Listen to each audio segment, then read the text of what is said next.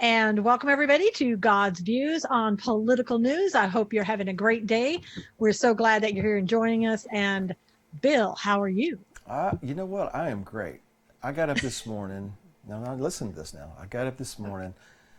I, I slept with the windows open last night. Oh, And it was nice. so breezy. It felt so great. And got up this morning early, and the dogs were barking. And I looked out in the field up behind where Brandon and Melody live. And there was these two doe. They were just out there grazing out there in the field. And it was crisp. It felt great. Not a cloud in the sky. So that put me in a good mood.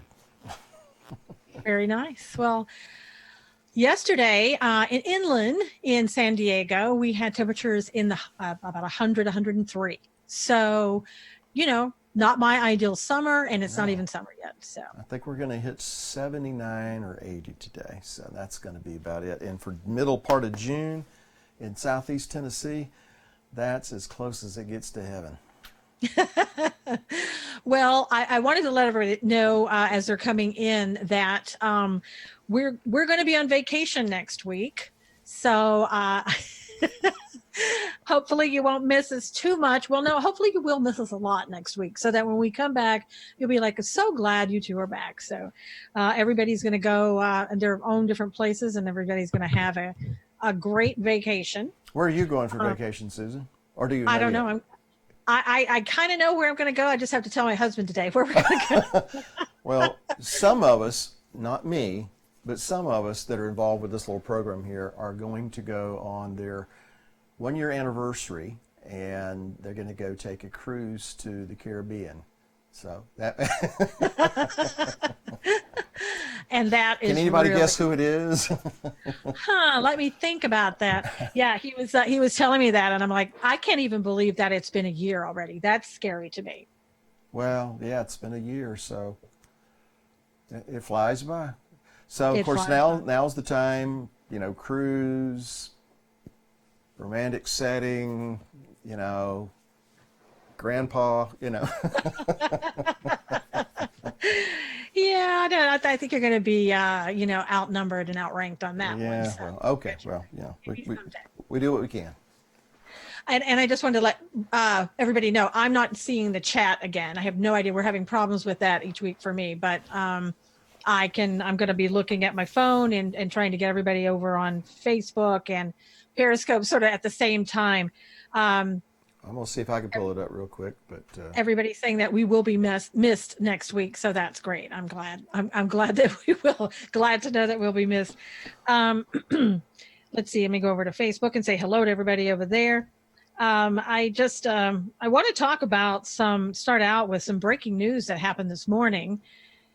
Bill, a lot of people they go to a platform called Pinterest, and when you think about Pinterest, it used to be that you could go there and you'd see things like, oh, the cutesy little things that people are making, and are making little baby blankets, and are making this and that and the other, and you could go there and get the pattern or the recipe for something.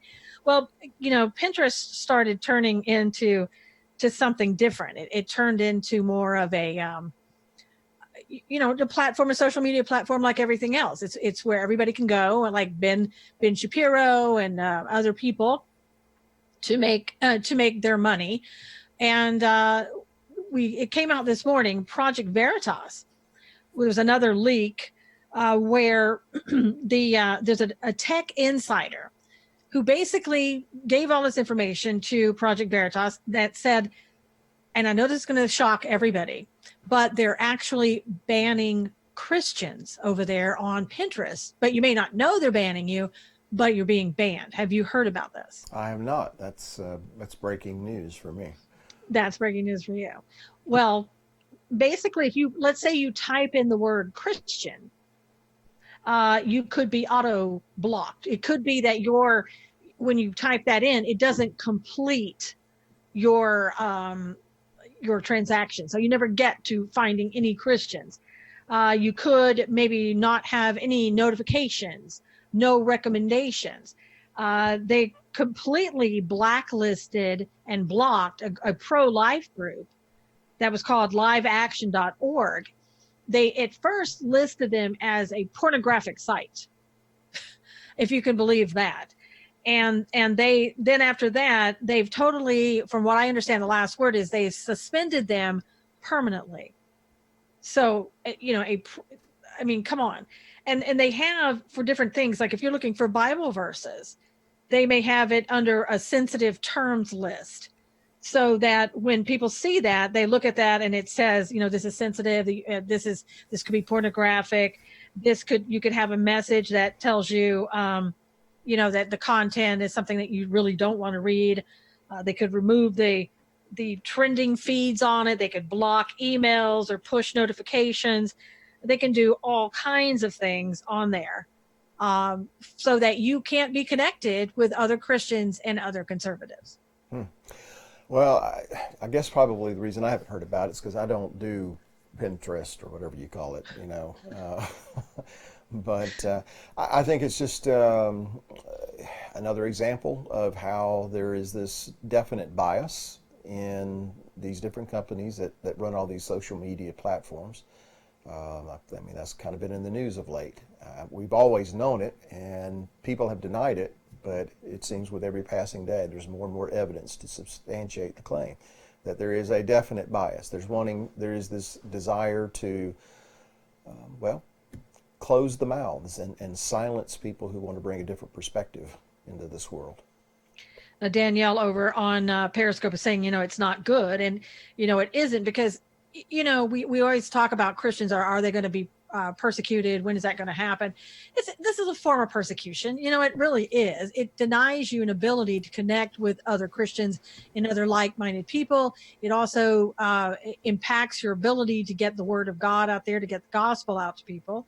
But they're not only just impacting Christians, but it's impacting negatively conservatives. For example, ZeroHedge.com, PJmedia.com, Tea Party Organization, teaparty.org, and other conservative websites are listed as pornographic on Pinterest, according to the Project Veritas people who verified that themselves. Pornographic. Unbelievable.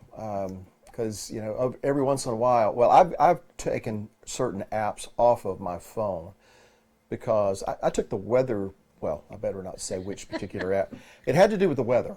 Yes, I think I know which one that is. I took that app off my phone because I would open up that app and there would be advertisements for pornographic sites and things like that on stuff like that. So that's kind of ironic that they would call something that's Christian such as that. And by the way, Susan, just want to let you know, Brandon has got the chat here for me. So if you need any help, let me know. Yeah, please do, because I can't see the chat at all. So you're going to have to start maybe reading the comments off for me on some of these things. I can, unfortunately, again, this week, I can't see my chat. It used to work, but, Well, if anything, comes up, I'll let you know. And one of the things here's the thing, Bill, that makes this so ironic. And this, again, I talk about this and it really freaks me out every time I think about it. If you go over to Twitter and I do this because if people follow me on Periscope, I want to see who they are. I want to know a little bit about them. So I go over to their Twitter profile and so I can get to know them better and see if I want some of these people on my Periscope or not, because some of them are, what they call sex bots and other things, and I don't want that. And one day I went over to a Twitter account and I actually viewed pornography right on Twitter. And so it seems like on some of these platforms, you can view pornography, but if you're not pornography, you're going to be blocked in some cases, especially if you're Christian or conservative. Well, I mean, if some of these places are already calling Christian accounts pornographic, isn't that the same as calling evil good and good evil? There's a couple of comments. Since you can't read them, I will. Facebook banned Mike Adams from Natural News, and he started a new platform called Brighton. And so they're asking if you have heard of that or might even consider getting into that. I know who Mike Adams is, but I didn't know he had a new platform. So well, it's called Brighteon, Brightheon. That's from Vicky.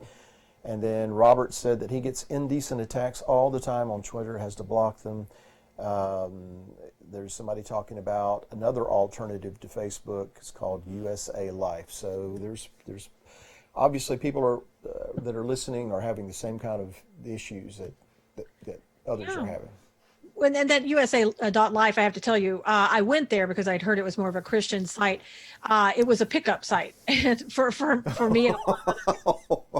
So okay, well, all right. I don't go there, but I do go to this one, which we talked about before. Let me get it on the camera. It's called Clout Hub, CLOUTHUB.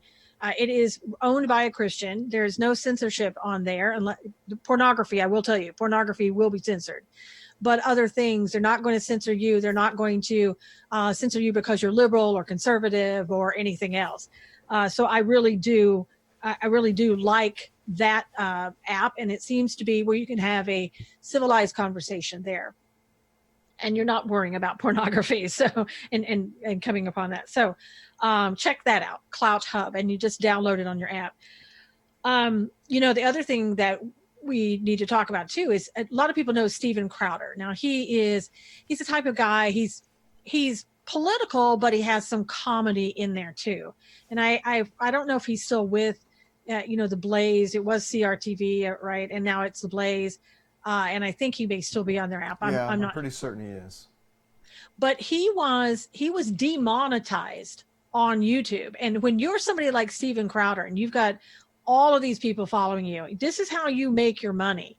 And they totally took him down. Now, what he did, and he does this to a lot of people, not just one in particular, but there was a guy from Vox, which is a liberal media outlet. I had to think, was it really a media outlet? But yes, it is. And there was one guy who's a reporter, and apparently they have been having a little tiff back and forth for years. And this guy happens to be gay, and it's, the Gay Pride Month is June. And so he was kind of making fun of him and the way he was talking and all that. And so YouTube looked at it and said, okay, this violates our policy. And they took him down. And then they reversed that and they said, well, it doesn't violate our policies, but you're trying to sell T-shirts and making fun of this guy. So we're, reversing that. We're taking you down again. I mean, they went back and forth and back and forth. He's still not making money on that site for making fun of a guy who is gay but is a public figure. So your thoughts on that, Bill? Well, there's Louder with Crowder himself there on the screen. I heard this guy has like 4 million followers, and the way I understood it is that from the beginning, YouTube went to people, and said, we want you to come on, we want you to create content, we're here for you. There were certain stipulations, I guess, certain things you couldn't do that were, reasonable. So you have people like Crowder who comes on, he creates content, he builds up a following that, leads to, and I'm just assuming here, leads to better production, more video, being able to do more. He's gaining more and more followers. YouTube is benefiting from this. He's making, something on it to kind of fund what he's doing. It was a win-win situation. Now all of a sudden, because, the LGBTQ ABCDF group are going to start whining, I don't know what else to call it, they're going to cave to the crowd. They're going to cave to the mob. This is democracy in action, mob rule. And it starts with YouTube. You and I have been talking about things like this on and off for some time now, and how you could kind of see what's coming down the pike if there aren't anyone on our side to intervene and to change course. This was a test case, I think. We'll see how it all works out. As it stands right now, as far as I know, he's still not being monetized, or his channel still isn't monetized. And if you got 4 million people watching videos, that's a lot of money. That's probably a lot of money. So anyway, well, it's crazy. It's censorship, pure and simple. And they usually, it's not just the people with a lot of followers. They used to, on YouTube, I have a very small account on YouTube, and I finally kind of just sort of gave up on it, because every time that I would do a show on politics, they would tell me after the show, sorry, we have to take your money away on this particular video because you've done something that we don't like. Like I've said a word like ISIS, that's in my description. ISIS was in my description. And I never did anything that violated their rules, but they demonetized me. And after a while, it was no sense trying to build it. Now, Bethany said conservatives have made a huge mistake letting liberals own social media while we slept. And I remember years ago when, Glenn Beck at the time just started out, and I was thinking this might be a good person to go ahead and start a new social platform. And I knew then we were in trouble, and we're here now, and we're more than in trouble, and yet we're so far behind. I don't know how we catch up, and how we catch up for the election. I just don't know how we do it. Well, I don't know how to answer that really. I actually, and unfortunately, there is a passage of scripture in the book of Amos that says that there comes a day that there will be a famine for the hearing of the Word of God. And I've always found it of interest that it doesn't say there'll be a famine of the Word of God. There will be a famine for hearing the Word of God. And with this kind of thing going on, it just kind of makes me wonder if this isn't the first step of many that social media giants and others are going to take to try to silence people that they disagree with. There is a particular company that are very prominent in, they're a part of a website design. And I don't even call their name because I don't want to, tip anybody off that we use them. But, it's they're even getting in on this and wanting to kind of limit what people can say by using their service. There are others that, people like, I think, what was the one you mentioned earlier? My mind just went blank. Anyway, people that have these online merchant components that you can check out. You go to the store. I don't know what you call that. Right. You understand what I'm trying to say? Right. But, they set these things up for you. They're even getting in on it. And so, like with Crowder, was it Shopify? That's what I was trying to think of. Shopify. They said, we're not going to handle your business anymore. So they cut him off there. So it's happening a lot. And, you start hitting people in their pocketbook. That creates situations for other people. They can't afford to pay people, and they lose their livelihood. And it's a little alarming. Well, and let's look at this. We're talking about with Crowder. He made fun of the way a gay guy talked. Now, we've talked about things like this. Maybe not nice, but is that something where, free speech is about protecting the speech that you don't like so that the speech that you do like and what is free speech is protected. A public figure, there's things that you can say about a public figure, whether you and I like it or anybody else likes it, but we can say about a public figure and get away with because of the fact that that person is a public figure. And in this case, like I said, this reporter was a public figure, and he should have been able to take it or, just not be on the, doing what he does. And it wasn't like Crowder wasn't going way so far over the line that it was just horrific.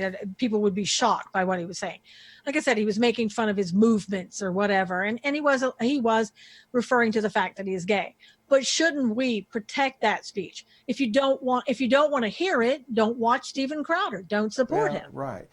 Well, what comes to mind here is not this year, of course, because they boycotted it, but the year before at the press club meeting they had in Washington, where that woman who was supposedly a comedian gets up and just, lambasts Sarah Carter and just Sarah Sanders, excuse me, and just it was unbelievable how they treated her. But that's okay, But that's perfectly fine. I wanted to read a comment here, seeing that you're not seeing all of them. It's from Jean. She said, YouTube also demonetized Dr. Michael Brown at one time, mostly related to his views on the LGBTQ, A, B, C, D, E, F, G, H, and all that. So, by the way, that there's another comment that I thought Alan made was kind of interesting. Just a sidebar here. He said that they have tried to steal the rainbow, and now they're going after the alphabet. So I thought that was pretty clever. So thank you, Alan. That's probably pretty true there. Yeah, I think that, again, we have different standards, and we all know that we have different standards for liberals than we do for conservatives. It's okay for them to do what they did to Sarah Sanders, and I will have to say, in their defense, she's a public figure, so they can say things like that. I don't like it, and I wouldn't go there and wouldn't attend that where she was at, and support them. And that's, why block their speech? I may not like it, but it doesn't mean I should block their speech. But we've gotten to the point, again, I guess what's so critical right now in the way I feel is that we're coming up on the election. We don't have a way to really communicate with each other. We're getting shadow banned on Twitter. The other day I tried to get on Periscope 5 times. People can't find me when I'm live. They can't find me on Twitter. They can't see the comments when they're inside sometimes. Something is going on. I mean, it's not just happening to me. It's happening to other people as well. Well, what the answer is, I don't really know, to be honest with you, other than we just keep doing what we know to do. We don't change our message to accommodate the algorithms, Yeah. We have to speak the truth, and then we leave the rest in God's hands. In the meantime, we need to pray that there are some believers out there that have the means and the know-how to put, some kind of a media platform together. I mean, look, men try to stop God's purposes all the time, have from the very beginning, or, the adversary works through men to try to do that. God's purposes have never stopped. They may have been aggravated at times. People may have been, their plans and the way they were doing things may have been interrupted, but God's purposes continue on. And all it's going to take is for you and I and others just to be willing to be a voice. And if we're willing to be a voice, He'll give us the platform. So we'll continue to persevere. We'll bring these things to everyone's attention, let them know what's going on. We will do what we can to try to counter it. But in the end, we need to stay faithful. We need to continue to speak the truth. And we trust and believe that God will give us a platform. We may not like the way it comes about necessarily. I don't know. But I believe He'll give us a platform if we'll remain faithful. So let's keep that in mind, even though we're frustrated, even though it's completely discriminatory. But that's the world in which we live. Now, here's the world in which we live too. Yesterday we spent, all day long, Bill, talking to a felon. This was the House Judiciary, basically. Okay. Yeah, I'm with you now. All right. They had a felon that they were talking to because that was their expert. And I'm talking about John Dean. Now, before we start going into a little bit more about John Dean, if people don't remember him, or if we have somebody that maybe doesn't know the history about John Dean, let's roll the video that we have from Louis Gohmert, who's going to talk about all of the expertise, quote unquote, of John Dean. So let's roll that. It's going to be about a 2-minute video. Thank you, Mr. Chairman. It's unusual to have the majority fail to properly give the basis for expertise of one of its own witnesses. But, Mr. Dean, you've got a lot more qualifications in this area than they actually provided in the introduction.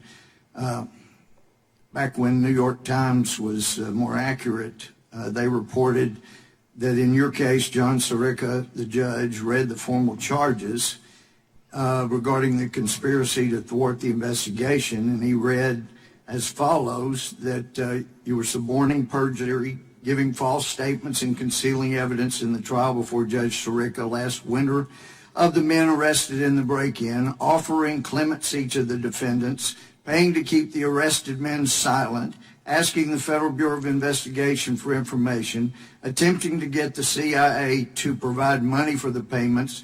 In furtherance of the conspiracy, Judge Sirica continued reading. Dean had committed 6 specific overt acts on or about June 27, 72. He directed G. Gordon Liddy to tell Howard Hunt to leave the United States.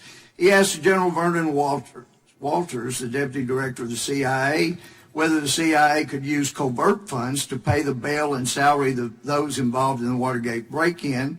He had asked the president's former private attorney, Herbert Kalmbach, to raise funds with which to make the payments to the Watergate defendants. He had met with Judge Jeb Stuart Magruder on the campaign staff to help Magruder prepare false, deceptive, and misleading testimony to give the grand jury. He had asked John Caulfield to offer executive clemency to James McCord, another of the original defendants, and he had asked L. Patrick Gray, former acting director of the FBI, for reports of information gained in the investigation break-in. We've heard different reports from different people involved.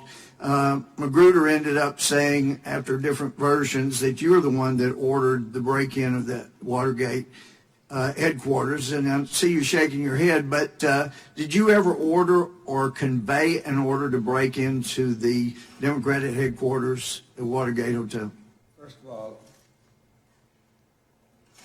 on your description of my pleading guilty. Yeah, that came from the New York Times. You can take it up with them. Right. But did you ever order? May I explain before I answer? Well, you can either answer the question or not. Be happy to answer your question. Please. The question is, did I ever Did you order or Yes, ever convey the order to break into the Democratic headquarters? No. All right, thank you. And I know what. In fact, I have no evidence that anybody at the White House. Look, I've only got knew of 5 it. minutes, and the Okay. chairman's not as liberal with us as he is with the Democrats.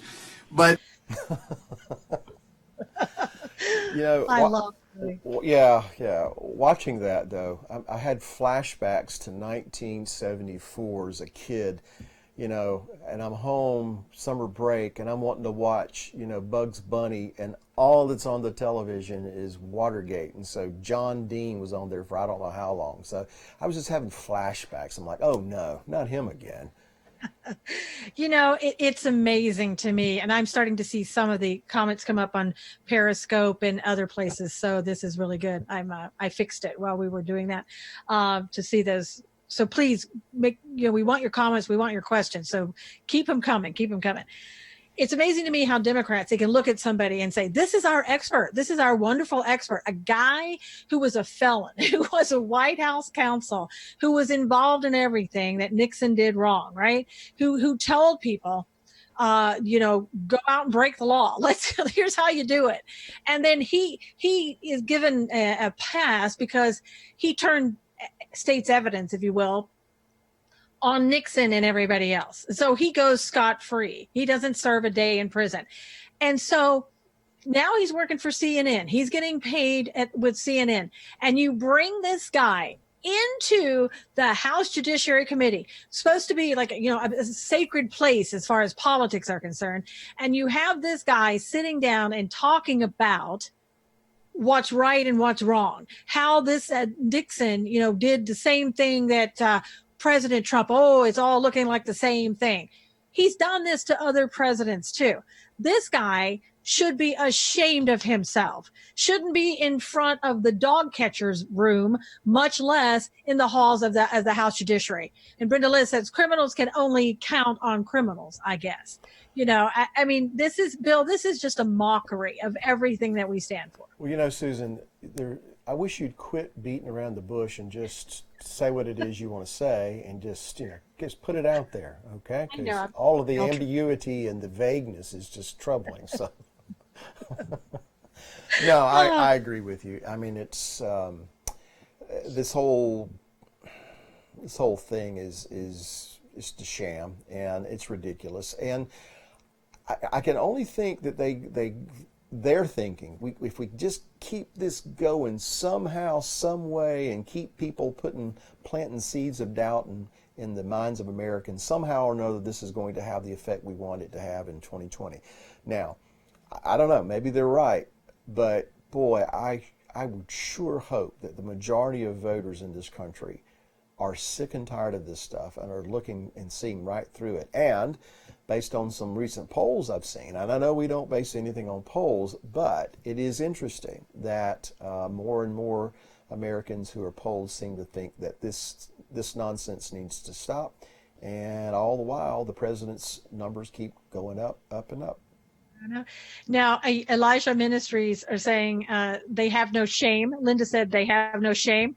And Christy said, it's amazing how much shame they don't have. And Don said, do you have to be a Democrat to be a criminal or a criminal to be a Democrat? And what you said is what you said is so true, Bill, is the fact that, as a psychotherapist, I can look at this and see what they're trying to do. It's right out of the Saul Alinsky playbook. It's trying to just put, equate in your mind Nixon with Trump. When you see Trump, you think Nixon. When you think about Nixon, you see Trump. And that's exactly what they're trying to do. And hopefully the American people, I know the most conservatives are awake. I hope the liberals become awake and see that they're being used, that this is just another ploy that they're doing. The Democrats are so desperate. They have nothing. They have no platform for 2020. What else are they going to do? Well, here's what bothers me about it. It's because they're taking their cues. I know that they don't acknowledge this, but they're taking their cues from the adversary, who is a good orator, who is good at twisting things and making it seem like this is reality or this is good. So, and from the very beginning of time, we see that people, even God's people sometimes, are deceived by that if they are seduced away from looking at the truth. If we want to use the biblical terminology, it would be the tree of life, the Word of God. If we turn away from that, then we put ourselves in positions to be seduced away from the truth. And that's how we go into sin. And so the same concept that applies to individuals can apply to a nation as well. So that's the scary part, which then accentuates the need for us to be able to have platforms that we can get the truth out there and to be able to share with people. And people who are watching and hearing this need to share it with their sphere of influence to one person. Sometimes one person can make the difference because that person can be in the right place at the right time. So we need to do everything we can to counter this sham and these things that are being spoken without any kind of substance to back it up. That's the thing. If they had the substance to back it up, I'd listen. Yeah, of course. Now, Bethany said they equate President Trump to Hitler, too. And that's, again, another thing for you to, and people buy into it. You see it on the left all the time. They spout out what the media says and what the Democrats in Congress say. Brenda Liz says, besides the fact that they are obsessed with impeachment, I think this is just a distraction from all the indictments, maybe that are, coming on their side. And Robin said they have so much hate for Trump, they aren't working for America at all. They're not working for America at all. Tell me one thing that they've done other than try to put money in their own pockets. When they tried to give themselves a raise yesterday and people said, are you crazy? Well, and I don't want to get too far off track, but just let's think about what you just said. They got all over passing a bill to give themselves a raise, and I think they reworded it, an adjustment or something like that. But they caught backlash, and they backed off of it. Now, can we read anything into that? Can we see that people are beginning to see through some of the stuff that the Democrats are doing? I mean, wouldn't bank on it just yet, but that is interesting to me. Well, it's also interesting because their argument was, well, when times were bad, we didn't ask for a raise, but now the times are better. Wait a minute. I thought times weren't better. No. The world is coming to an end. Don't you know that? Well, and that Trump didn't do anything, that Trump didn't put money in our pocket, that businesses aren't hiring people. They want the American public to believe that. And then they screwed up by going, wait a minute. I actually admitted that things are better, that finances are better. Gosh, I shouldn't do that as a Democrat, so. Well, maybe they should think some of these things through, perhaps. Yeah, well, if they ever did that, that would be a miracle. Now, Vicki said, remember, though, that many of the people they are targeting to vote were not even born during Watergate, so they're not going to know anything about it. Robert says, overcome evil with good. Bethany says, but Obama as Pharaoh was fine. And Elijah Ministry says, a cloud full of rain and the spirit of Elijah making the way straight. Tracy said, please agree for my son Jordan fighting for his mind. Thank you. Absolutely, Tracy. We pray for his absolute healing. And then Linda says Pharaoh means evil tongue. So to me, that describes the political, the Congress, the Democrat Congress right now, evil tongue. That's a good. Well, that's what she's referring to, what Beth and Linda were referring to, is if you take the Hebrew word Pharaoh, and this started 10 years ago when Obama was first elected. And I wasn't the first one to see this, but I developed a teaching around that, the fact that Pharaoh, if you take the Hebrew word on the outside, it's something that looks good, but the inside, at the heart of that word Pharaoh, is the Hebrew word for evil. And so the word Pharaoh in Hebrew conveys the idea of someone that looks attractive, looks good on the outside, but uses his mouth to coax and seduce people. I mean, think about who we're talking about here. But his heart is evil. And so out of the abundance of the heart, the mouth speaks. So that's what they're referring to. And it is true. You know, when that particular Pharaoh, that king of Egypt in Exodus chapter 1 came to power, it was all about, and I'm going to kind of make this concise, it was all about demeaning and diminishing those in the past that had made what was then the most powerful nation on earth what it was. In other words, he made those people who were responsible for Egypt's wealth to be the enemy. He said that these people are the troublemakers. Their ancestors are the troublemakers. And that's what we lived through for 8 years, and we're still dealing with the residue of that, because that's their way to undermine what was and to transform this nation into something that I don't believe anyway that it was ever intended to be. And even from God's point of view, it was never intended to be that way. So that means we are really, really in a fight, and it boils down to words. The words that are speaking evil things, the words that are speaking seductive things, the words that are speaking lies and hypocrisy, promising people things that are just, not so. Opposing that, we've got to speak the truth. Not even my opinion, not your opinion. We've got to speak the truth, because the truth will set you free. Right. And I think that's, amazingly, what is it happening? I mean, you talk about hypocrisy, John Dean. I mean, that's the poster, with his picture on it and the word hypocrisy next to it. That's exactly what we saw. Now, Bethany said raw equals evil, R-A-H. The Elijah Ministry said truth overcomes all. Dawn said words are very powerful. And, again, here's what President Trump had to say about John Dean. He said that he's been a loser for years. I wish he quit beating around the bush too, And he said Dems just want a do-over. And that's true. And here's what, if I have this that can get right to it. And this is what the comment was back from John Dean. Now, this is, people always talk about maybe President Trump. I don't like what he says, but here's what John Dean had to say on Twitter. Would someone get Trump a dog? He needs a friend, so he won't endlessly vent on Twitter. He's uninterested in government and policy. He doesn't read. He doesn't exercise. He has no real friends. A dog might save humankind. Admittedly, it's a lot to ask of a dog, but help is needed. Well, I mean, how sweet. Well, I mean, if you're going to say stuff like that, you really think Trump's not going to respond to that? But the Democrats they're always above that. They don't talk like that until they talk like that. So wow. they can't criticize. My point is, they can't criticize the president when they're doing the same thing, and they're in Congress and they're experts that are brought before the House Judiciary. So Linda said Obama was like unto Pharaoh. Nancy said, bottom line, corruption corrupts. We see and feel it in many avenues. Elijah Ministry said the golden eagle bites the snake and drop goats from on high. Luann said, jealous much, Dean. And then Bethany says, loser John and nervous Nancy. And then she laughs.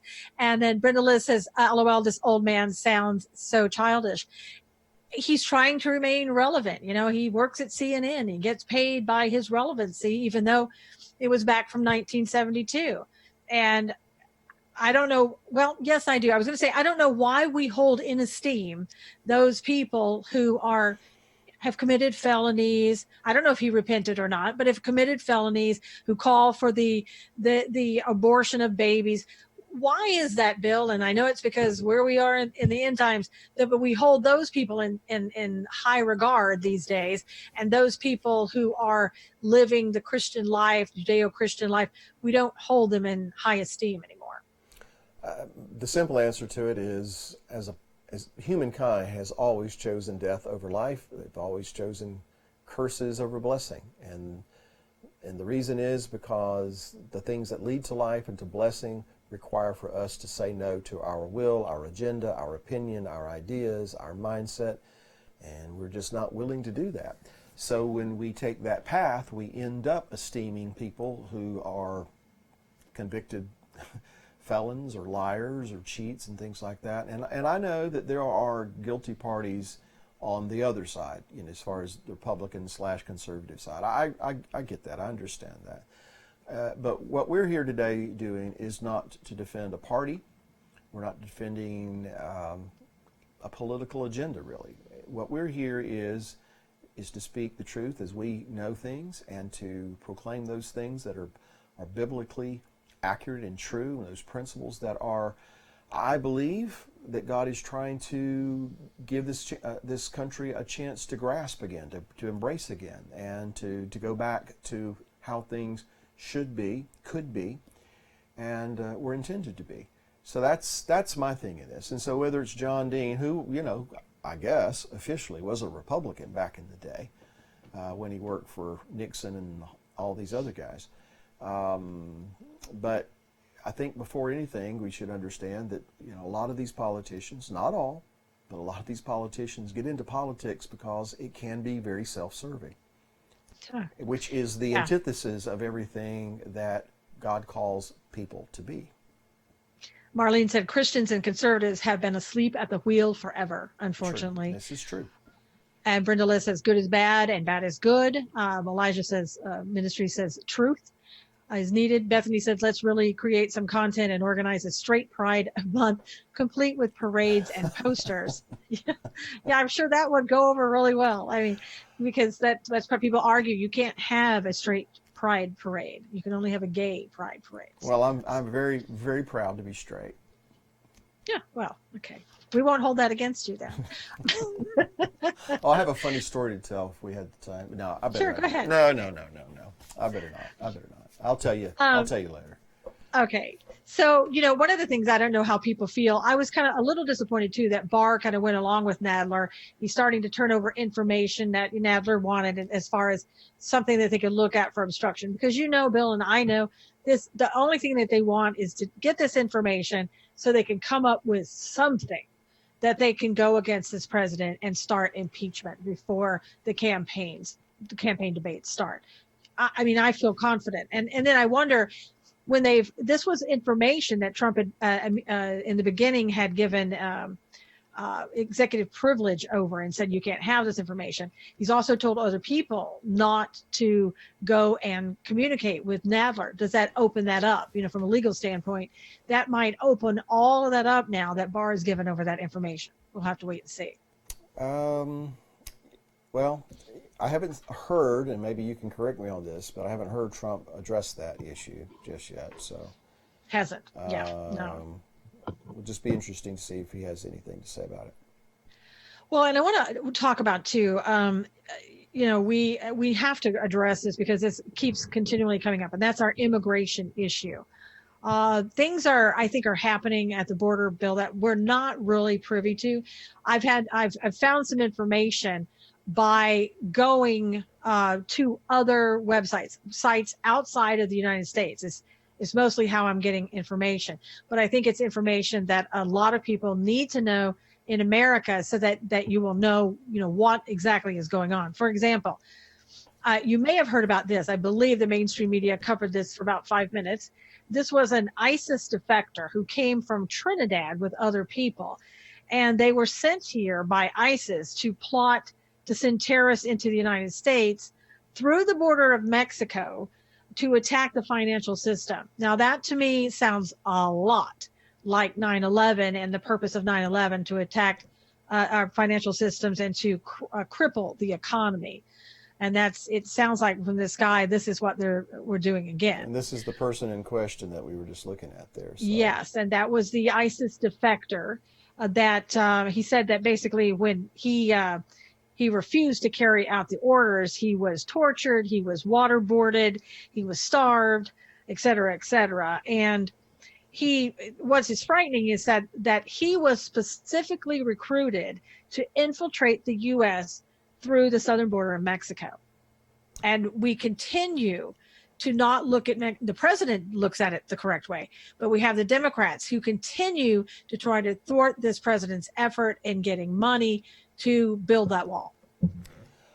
I think I've mentioned this to you before, but if I'm repeating myself, you'll have to forgive me. But I read several years ago, I read the book, The Reagan Diaries, where they just took the diaries that Ronald Reagan had made daily entries, throughout his presidency, and they put it into a book. And as far as I know, it's very, very limited in the editing.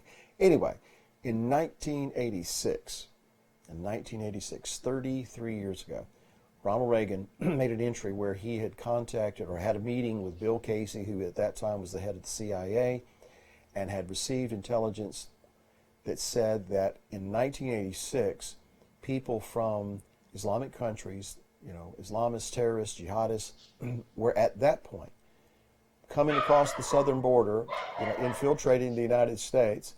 Somebody just come up to your house, apparently. They may be coming in. Anyway, in 1986, jihadists were coming into the country across the southern border. They were just kind of melting into these people that were coming over, and they were setting up cells at that point in time. And that was 30 some odd years ago. So this has been going on a while. And if they knew about it 30 years ago, they know that this has been going on for some time. And that means that the Democrats today and the Republicans today and all those who are in the Beltway, they know these things are going on. Some are admitting it. Some are saying there's not an issue here.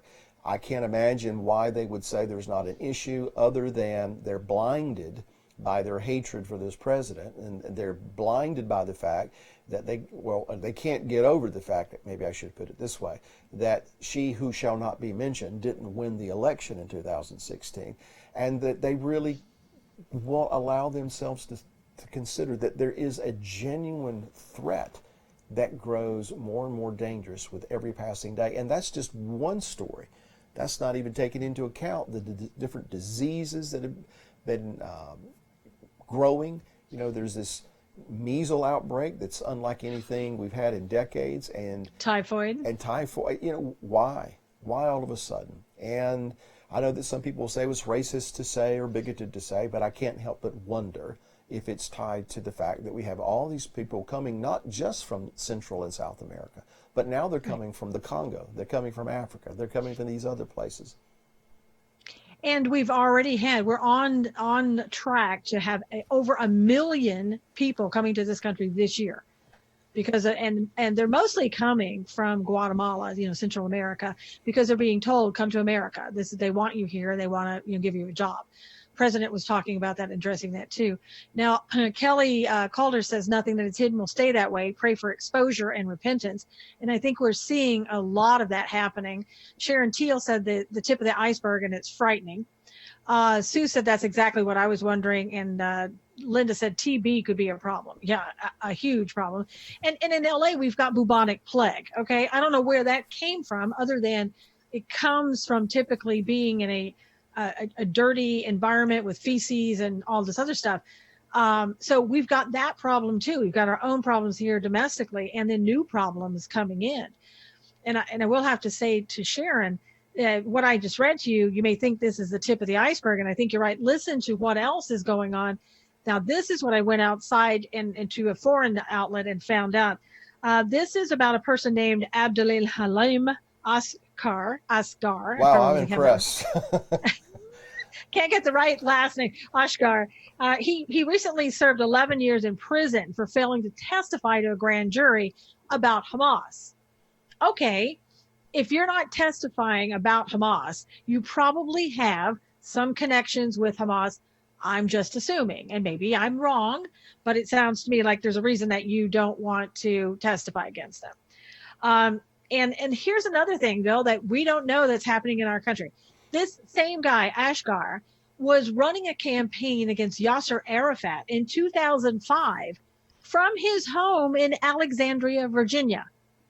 I mean, can you believe that? People are sitting here, probably connected to Hamas, that are actually running a campaign while they're sitting in America. They're running a campaign over in wherever, where Arafat was. So anyway, now what happened with this guy, and I thought it was a good thing, and I think everybody else may not be, but not to the left anyway. The ICE called him and said, hey, you need to process some paperwork. We need you to come on down and talk to us and get this paperwork straightened out. So he comes down and he gets the paperwork started, and they immediately take him, put him on a chartered plane, and fly him immediately to Israel to get him out of our country. So they were deporting him and figured this was the only way to do it. I mean, what do you think about that, Bill, so far? There's so much that goes on we don't know about. If we did, it'd probably freak us out. Yeah. Yes. I mean, really, it's crazy. Well, and what happened with this guy, now see, this is what happens when you come to the country. You're given all kinds of rights. You can do whatever. He has an attorney, of course. And while he was on his flight over to Israel, this attorney goes into court in a district court in Virginia, tells the judge he's on his way to Israel. You can't send him to Israel because in the 1980s, because he was involved in some, West Bank issues where he was against Israel, they were torturing him, or they would beat him up in Israel. And so if you send him there, they're going to torture him, they're going to beat him up, they're going to kill him or whatever. Now, the United States didn't send him to Israel for that intent and that purpose. They sent him to Israel because the Jordanians didn't want him back. Well, if your own kind, don't want you, so you're a bad boy. Doesn't it? Yeah. And what happened was he landed on the tarmac, and they turned the plane around and had to bring him back. And so what become of him? Do we know that? He's probably sitting in his home in Alexandria, Virginia, watching this right now. Okay. I wouldn't be surprised. Yeah. So, I mean, that's the type of thing that we're looking at, again, that we're not even told. Now, Nancy said nothing new under the sun. What has happened before will happen again. At the present, the climate of spirit decay. We're continuing looking at a physical wall, but there are more of the unseen realm that we can't see. Brenda Liz says they've realized that it can't destroy us with weapons, so they're now trying to do it from within our own government. Very good point, Brenda Liz. Dawn said, do you think it's because he was complaining for Arafat, which is a PLO, campaigning for Arafat, which is a PLO? Absolutely, Dawn. And Sharon talks about the enemy within. Well, you've heard me talk about that again and again and again. This is, again, once we see these things in biblical principle, we see them recurring. And the tares are always sown in the midst of the wheat. That's the way the adversary operates. If he can't destroy God's people from without, he tries to get in. And I could give you half a dozen examples from the Bible, just like that. It's something that he has used over the centuries because it always works.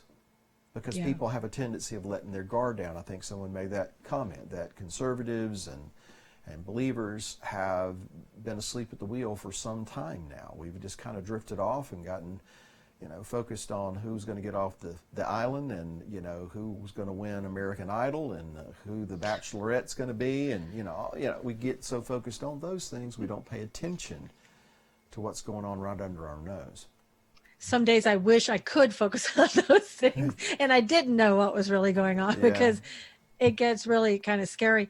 Another thing that is happening, this was just in the news, down in New Mexico, the border of New Mexico and Texas, where they built that wall on private property.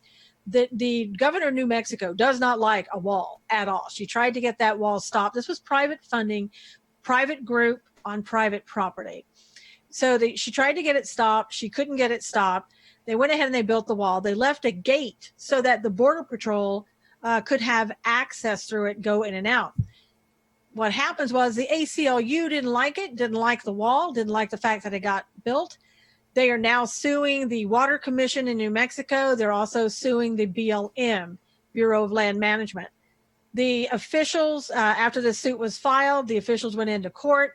They went to where the wall was built. They took the gate, they opened the gate, and they locked it open. So that right now there's a free flow going right through there, which was the purpose of building that wall. So again, here comes the ACLU saying, we don't want a wall here, and we're going to sue in order to get that wall opened. And that's what they did. Well, for now. A judge had to hear that argument, and a judge had to make a decision. And, it... Wonder who that judge was appointed by. Gosh, I just wonder. I don't know. Well, I mean, it'd be interesting to see. But and that is something that it's become obvious why people are so resistant to getting Trump's nominees, processed and put on the bench, because it seems to me that he's on to what they've been doing for decades now, and that is they've been filling these benches with radicals. Yeah. With radicals. Making a radical decision, and he's trying to counter that. We've got 4 years to make some of that happen, to make a difference, to make a dent in it. I think it has in some places, but there's a lot of those radical judges out there who are making stupid decisions like this, and so the ACLU is one thing, but it's the judges that are agreeing with the ACLU that's another. Right. Now, Linda says, I saw the picture of the New Mexico governor wearing one of those pink hats. So I don't know if that means anything. Well,